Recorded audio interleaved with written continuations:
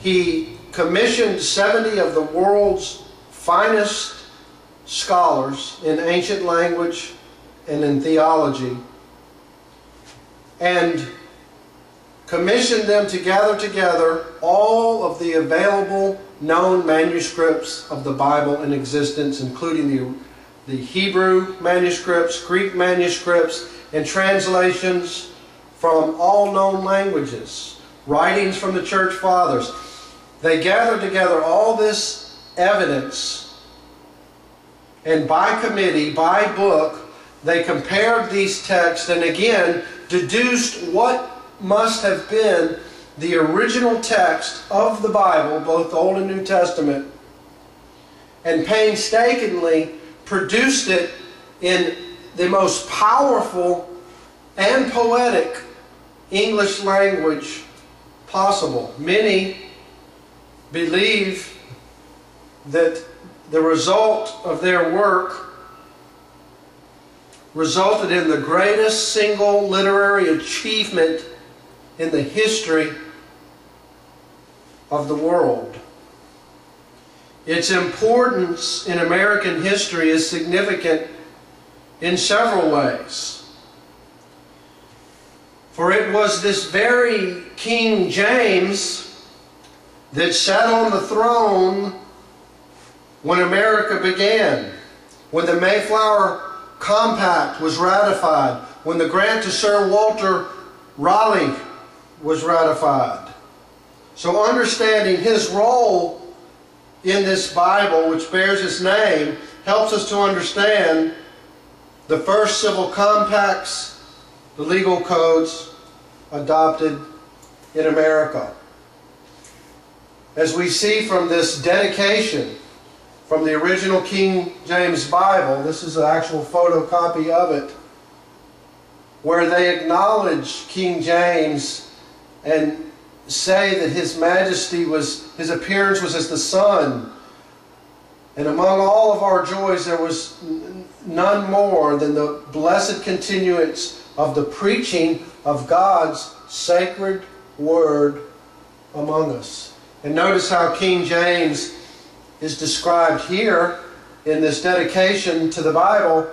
Prince James, by the grace of God, King of Great Britain, France, and Ireland, defender of the faith.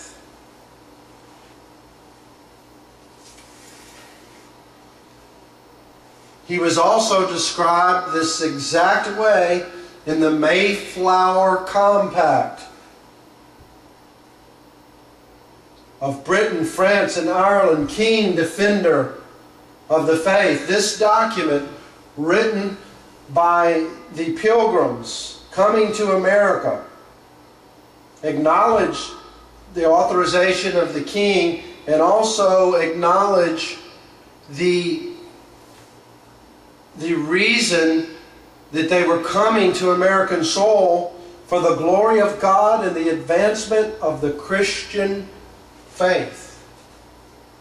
And what did they do? They covenanted, combined themselves together in a civil body politic for better ordering and the preservations and furtherance of the ends aforesaid.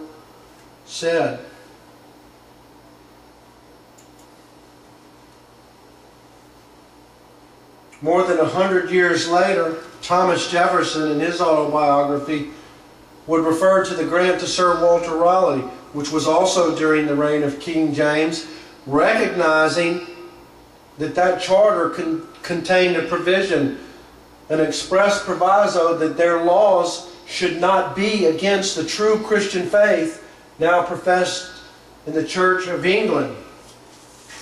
And nowhere did Thomas Jefferson or any of the founding fathers suggest in any way that these covenants, that these purposes had in any way been repealed.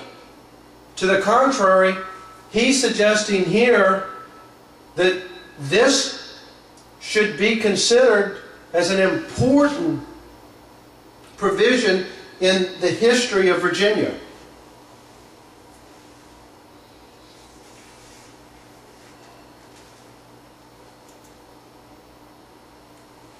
During the reign of King James, the first settlement which actually resulted in documents, written documents, legal documents which still exist. This is a photocopy of the laws for Virginia, produced in 1612 by several of the founders of that colony, authorized by King James, and they acknowledged that the king commanded them to let their ways be like his ends, for the glory of God. They also, without great detail, put together certain laws without necessarily citing the Bible. Sabbath breaking is prohibited in the early colonies. It's murder, sodomy, adultery, rape, bearing false witness, all biblical provisions, though not specifically cited, as we'll see in the general laws and liberties of the Massachusetts colony here. Once the colonies began to develop and prosper a little bit more, their civil codes, their codes of laws began to be a little bit more sophisticated.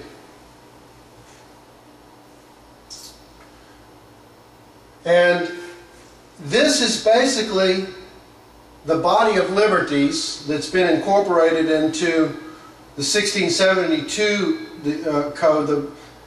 The copy of the body of liberties is not as legible or as nice as this, but you can see this date 1641 signifying the body of liberties. This is a very famous excerpt for constitutional scholars, and many point to this in terms of the amendments to the Constitution and the rights to the Constitution. This language which appeared here from the body of liberties, and it appeared in many colonies later.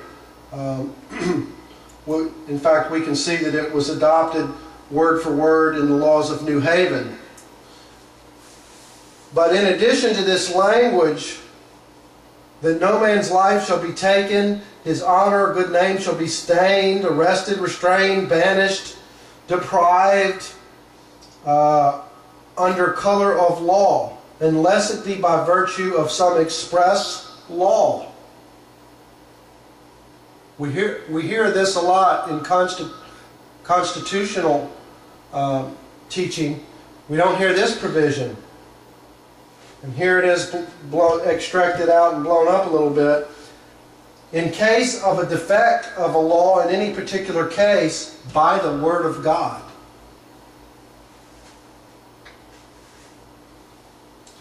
This law, adopted by the Massachusetts colony, first in the body of liberties, and by the New Haven colony and other colonies, this document, which forms as a precursor to our very Constitution, had a provision that said, when there's not an express provision of law, use the Word of God as law.